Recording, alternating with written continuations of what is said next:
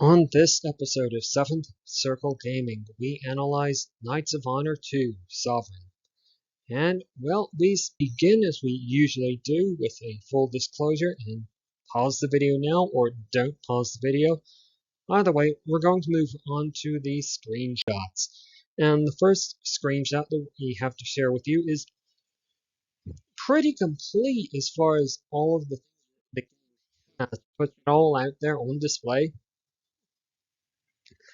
The user interface is therefore very complex with a lot for the players to pay attention to on the top of the screen, on the bottom of the screen, and on all of the corners. One thing to note is that in this particular game, players are going to be managing, if they select the default settings that is, they're going to be managing a region, not necessarily particular cities or towns. However, as we're going to share with you in the second screenshot, which is a little bit more specific about the management aspects of the game, players are going to be presented with this screen where they can manage the buildings that are available to them in a particular town or region that they control. I know that's pretty complicated. It doesn't really sound all that great to me either, but complication is part of the name of the game.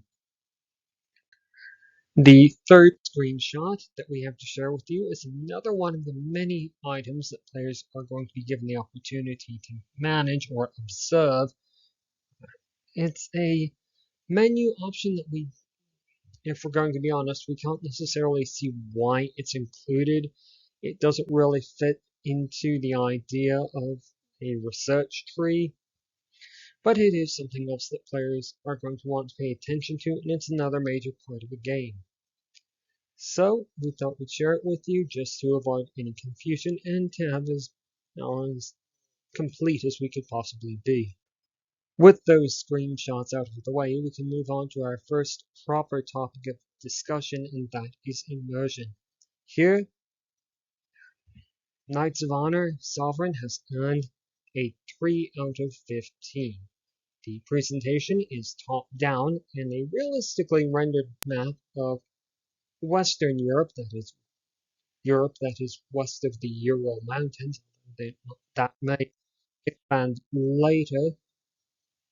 Another thing that the game is going to be using to get players invested into the game world, and a pretty significant portion of what the game will be using to get players invested into the game world is statistics management.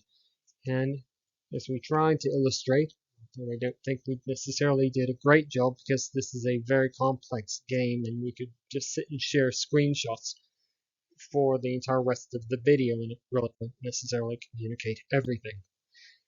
Statistics is a major part of the game. It really takes over from almost every other possible source of immersion.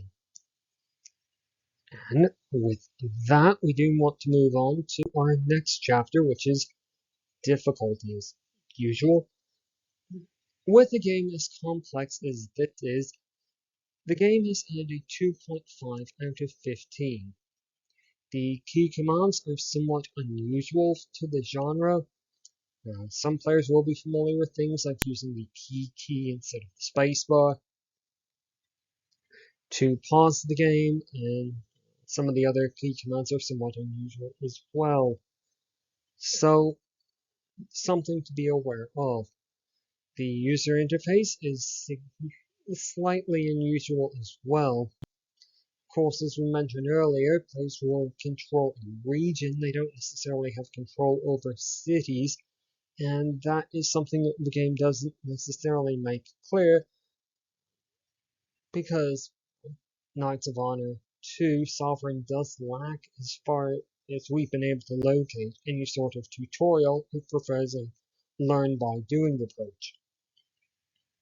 The game has basic difficulty options only from what we were able to find, although it is possible that adjusting some of the pre-game settings and selecting specific nations or kingdoms may affect the difficulty using the default settings as we usually do. The game only has the default difficulty settings, or basic difficulty settings rather. The user interface for Knights of Honor is deceptively deep. There's a lot for players to dig into with a lot of statistics on a lot of different levels. Just something to be aware of. So, as far as an actual rating, the game has earned a 2.5 out of 15. So, with that, then, let's ask the question of lasting appeal. What's going to keep players playing through the game? What's going to get them playing it long term? On this score, the game has earned a 3 out of 15. It does lack any DLC at present in the current state of release. It does not have any mod support. The game lacks, thus far, a formal tutorial in favor of a learn by doing approach. It doesn't necessarily play to the game's favor from what we were able to find. The game also seems to be geared around playing for very short sessions, so that players don't necessarily get overwhelmed or become frustrated with a lack of understanding. And with that, there's not much else to say except to sum up with the overall score. Based on the previously earned scores, the game has earned a 2.83 out of 15 in its current state.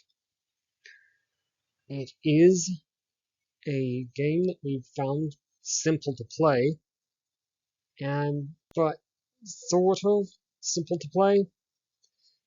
It is, however, difficult to master.